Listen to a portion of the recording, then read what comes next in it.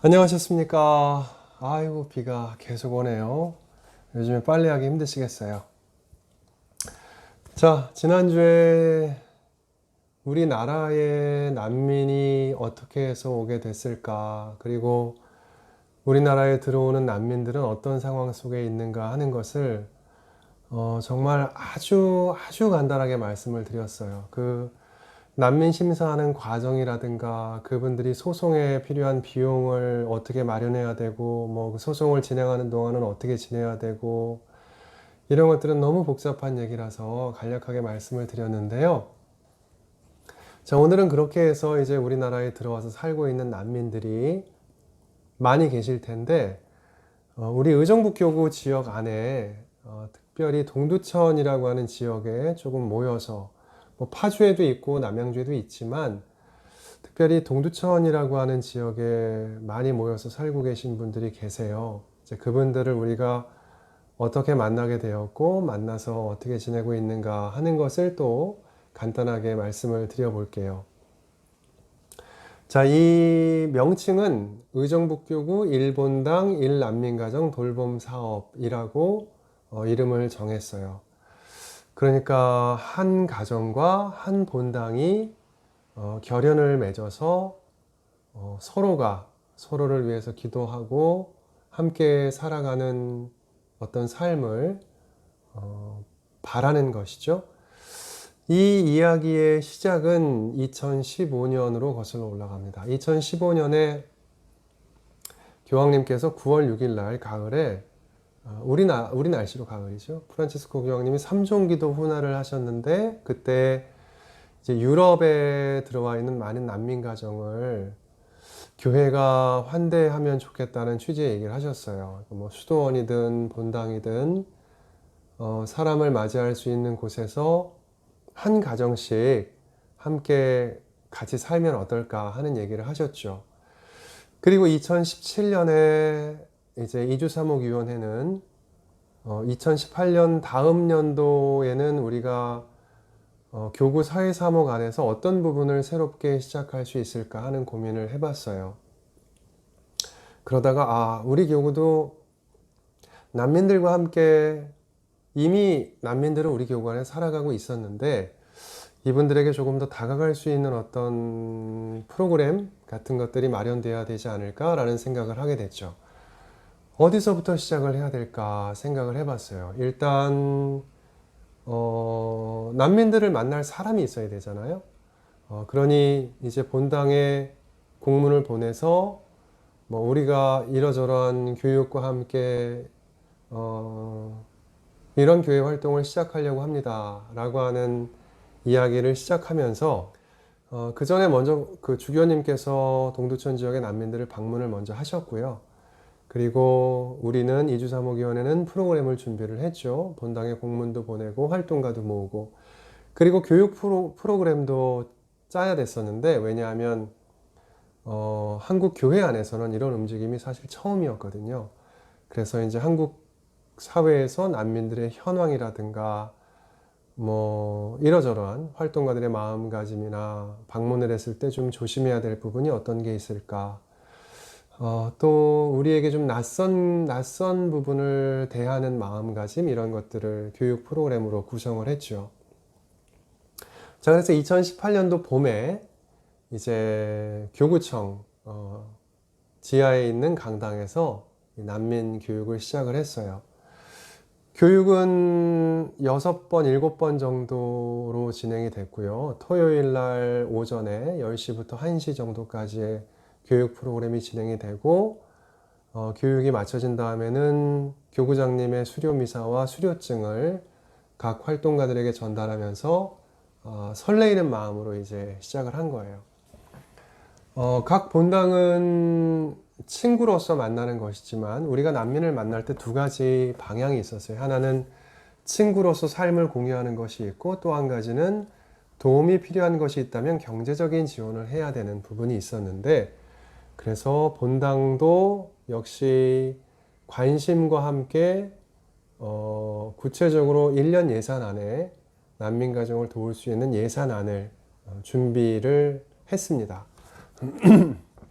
본당에 사회사목분과가 있기 때문에 이 사회사목분과 안에 단체로 이 활동가들을 포함시켜야 했는데 가장 직설적인 표현을 썼어요. 난민지원팀이라고 하는 이름으로 각 본당 사회사목분과 안에 단체를 두도록 이렇게 본당 신부님들께 부탁을 드렸죠.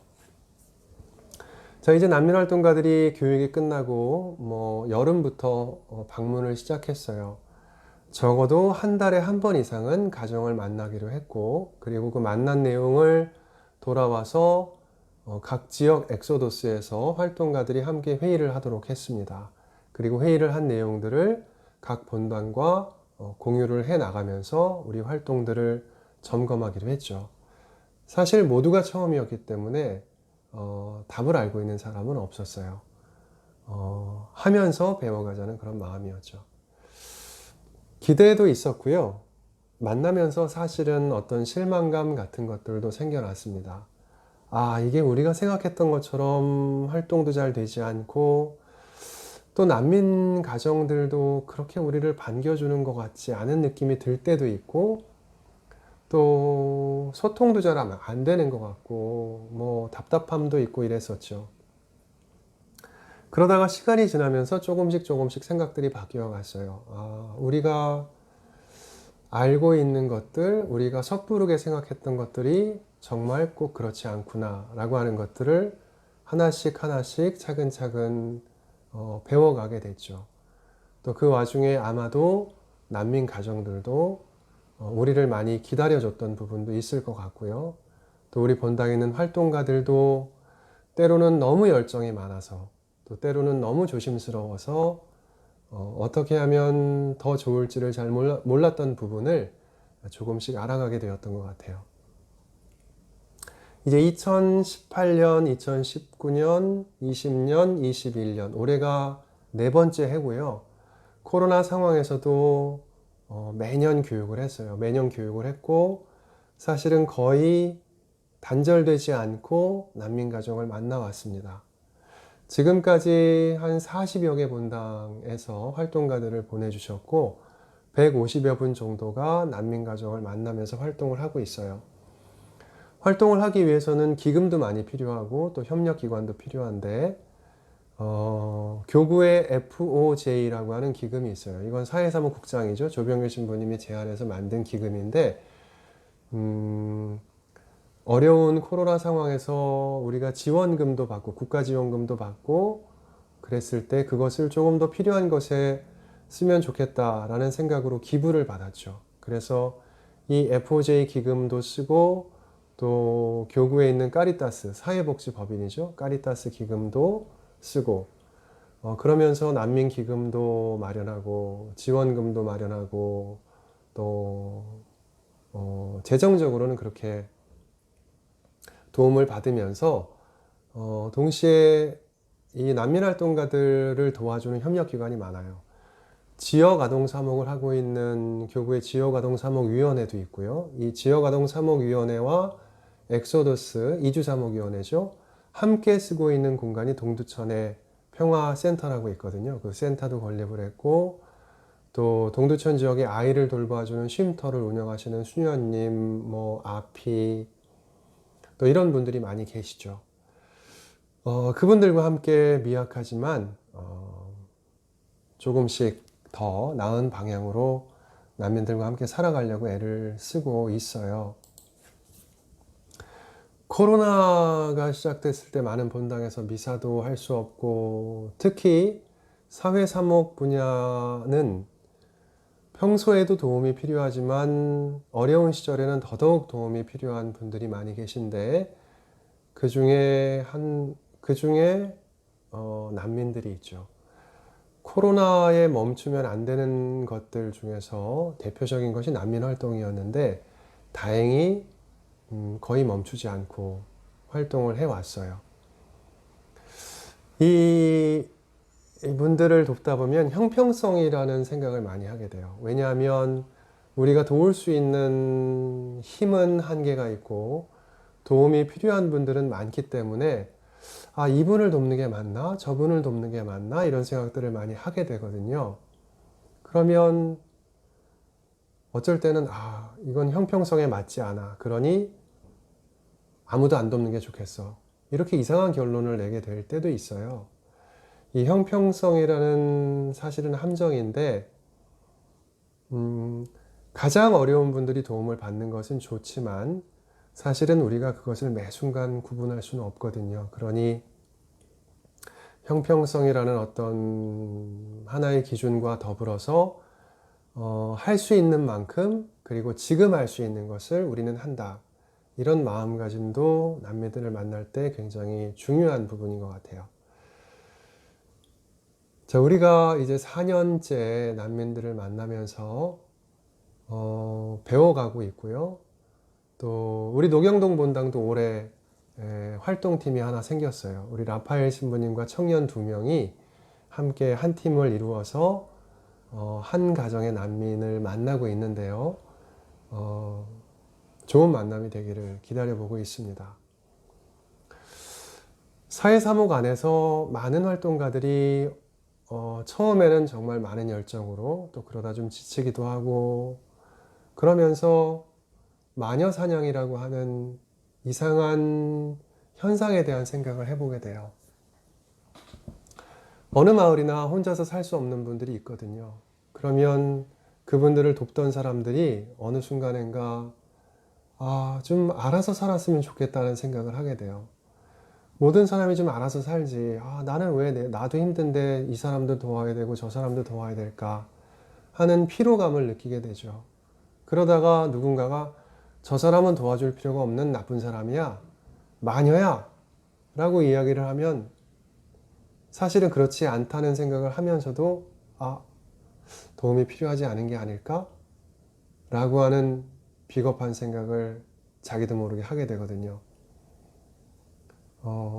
봉사활동을 하든 어떤 사회적인 선익을 위한 활동을 하건 이런 유혹에서부터 벗어나는 것은 우리가 서로를 격려하는 그런 힘들인 것 같아요. 2018년에 우리 교구가 난민 활동을 시작하자마자 제주도에 많은 예멘 난민들이 왔었어요. 그때 정말 많은 비난과 혐오가 쏟아졌습니다. 그럴 때에 우리가 택할 수 있는 것은 맞서서 상대방을 비방하고 손가락질하고 그러는 것이 아니라 그분들도 낯설어서 그런 거거든요. 잘 몰라서 그러시기도 하고 낯설어서 그렇기도 하고 뭔가 자신의 삶에 어려움이 생기지 않을까라고 하는 걱정 때문에 불안감 때문에 그런 건데 그럴 때에 우리는 묵묵하게 우리 자리에서 우리가 믿는 것에 따라서 또 우리를 도와주는 많은 분들의 힘을 얻어서 또 더불어 살아가고 있는 그 난민들이 힘내고 살아가는 것을 보면서 우리도 힘을 얻고 계속해서 이 함께 살아가는 교회를 생각을 꿈을 계속해서 꿔봤으면 좋겠습니다. 자, 다음 주에는 한 주 정도 쉬고요. 그 다음에 이어서 잠깐 잊었던 우리 환경, 생태 문제에 대해서 다시 이야기를 시작해 보겠습니다. 감사합니다.